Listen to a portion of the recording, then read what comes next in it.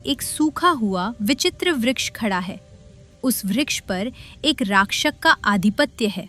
यदि कोई उस वृक्ष को नदी का जल डालकर उस सूखे वृक्ष को फिर से हरा भरा कर दे तो हरिया पुनः मनुष्य बन सकता है। पर स्मरण रहे, जो भी उस वृक्ष को जल अर्पित करेगा उसका हृदय पूर्णतः निर्मल और निष्कलंक होना चाहिए।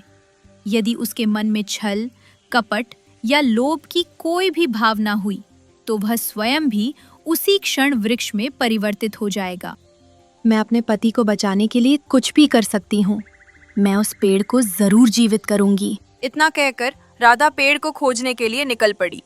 राधा नदी के पास उस विचित्र पेड़ को ढूंढ लेती है।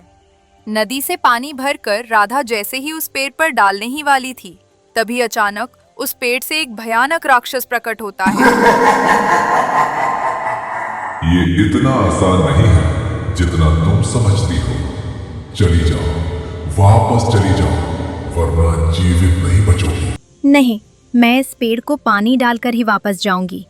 ये मेरे पति के जीवन और मृत्यु का प्रश्न है। मूर्ख औरत, जिद मत कर, अपनी जान की परवाह कर और वापस चली जा।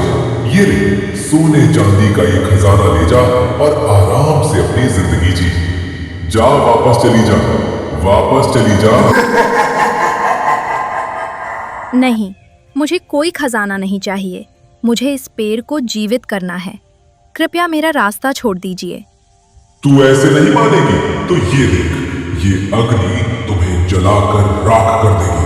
तुम्हारे जैसे कई लोग यहाँ आए हैं और अपने लालच और कपट के कारण जलकर राख हो गए, क्योंकि मनुष्य का मन हमेशा लालच से भरा होता है। कोई भी इस अग्नि को पार नहीं कर पाया। मैं इस अग्नि को अवश्य पार करूंगी, चाहे मेरी जान ही क्यों न चली जाए। हे अग्नि देवता, कृपया शांत हो जाइए। मुझे अपने पति को बचाना है। जैसे ही राधा अग्नि में अपना पैर रखती है, अग्नि शांत हो जाती है। राधा आगे बढ़कर पेड़ पर पानी डाल देती है। देखते ही देखते वह सूखा पेड़ हरा भरा हो जाता है और उस पेड़ का भयानक राक्षस एक सुंदर परी में बदल जाता है। मैं एक श्रापित परी थी।